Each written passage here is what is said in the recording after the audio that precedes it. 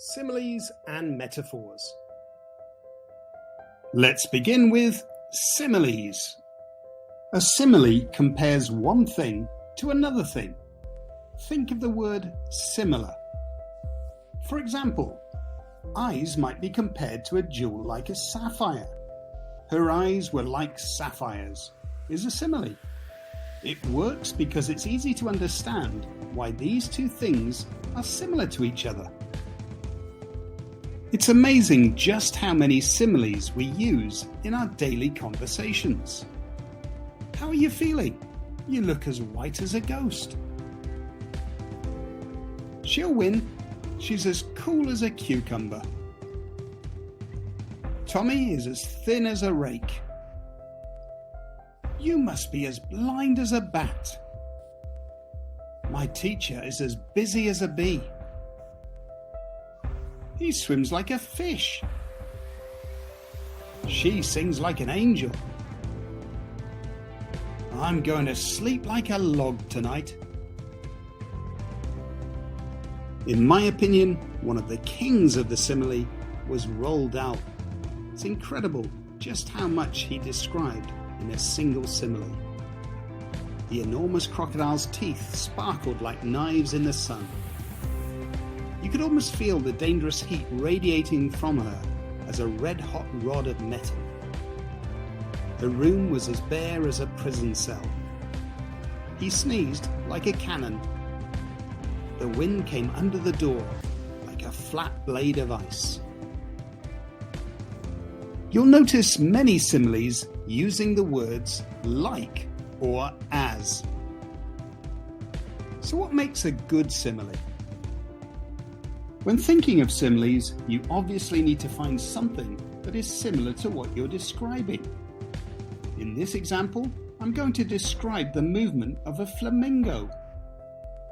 It would probably be quite difficult, quite complicated, and rather boring for my reader if I explain this using a number of sentences. So instead, I'll use a simile. I feel that there's a similarity between a flamingo's movement and a pair of scissors. The flamingo's legs moved like a pair of scissors. I think this works well. It's really important when composing similes that you do think about whether the reader will get the connection too. If they do, then you've come up with a good simile. This time I want to describe a shark's mouth opening, getting ready to bite. What can I compare it with? A pedal bin. The shark opened its mouth like a pedal bin. Again, I've made sure to pick something to compare that my reader will get too. It is therefore a good simile. For this next one, I'm going to describe the fur of the squirrel. What can I compare it with? My dad. My dad has red hair. The squirrel's fur was like my dad's hair. For me, that's a good simile because they are both very similar. But I haven't considered my reader. They have no idea what my dad's hair is like.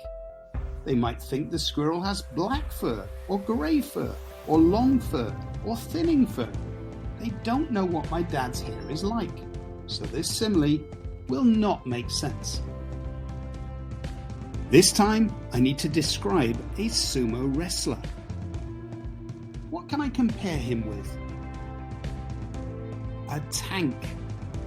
The sumo wrestler was built like a tank. Again, this is something that my reader will understand, so it's a good simile. I now want to describe this fast-running rugby player. What can I compare him with?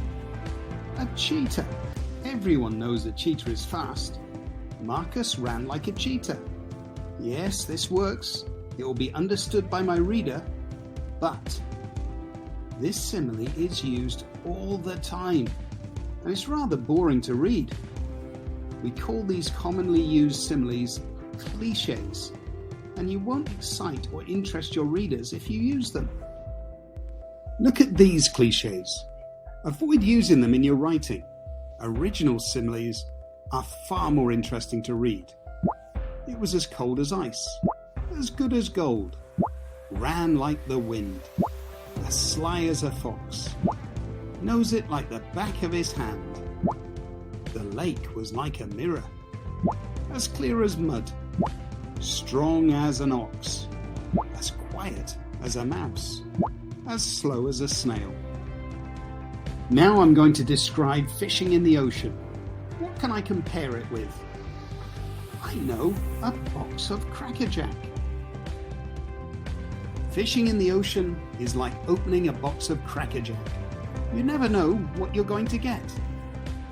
This works for me because I've had a box of Cracker Jack before, and I know that in each box you get a free mystery gift. However, many of my readers will not have eaten Cracker Jack and will have no idea why fishing in the ocean is similar to having a box of Cracker Jack. When composing similes, you must always consider who will be reading your work. Will they get the reference? For this one, I want to describe Zoe hugging her mother. What can I compare her with? Oh yes, a koala hugging a tree. Zoe hugged her mother as if she was a koala clinging to a tree. So why do we use similes? They describe things in a way that will be interesting for our readers. They simplify something that may be difficult to describe. They stop us from over-describing something which can be boring to read. They help us to show, not tell. Now let's move on to metaphors. A metaphor is like a simile, except that it compares two things by saying that one thing is something else. It doesn't use the words like or as. While metaphors are just like similes in that they explain one thing by using something else, many people feel that metaphors are often more powerful and impactful than similes. This is because instead of simply comparing two things, they get us to combine them. Let's look at an example. I want to get across that my teacher has a good vocabulary. My teacher is like, that makes the simile, a walking dictionary. To turn this simile into a metaphor, let's knock out the word like. My teacher is a walking dictionary. Is that more impactful? Does that sound better? I'm writing a story about a ship battling through a dangerous storm. I want to get across to my readers how unpredictable, how wild, and how threatening the ocean is. The ocean was like, there's the simile, a raging bull. Let me see if I can make it more impactful by turning that simile into a metaphor. Let's cut out the like.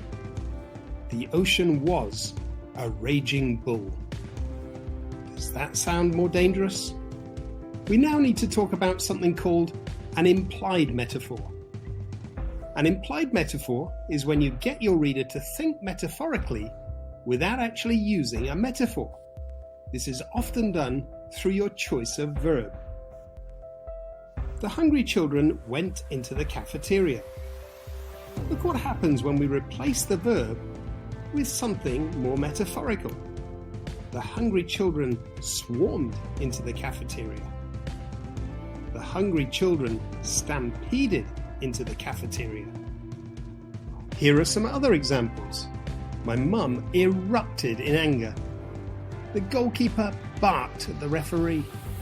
The detective orbited the room. We've reached the end of this video. I challenge you to start using similes, metaphors, and implied metaphors in your writing to help explain things more clearly, more concisely, more interestingly, and more imaginatively.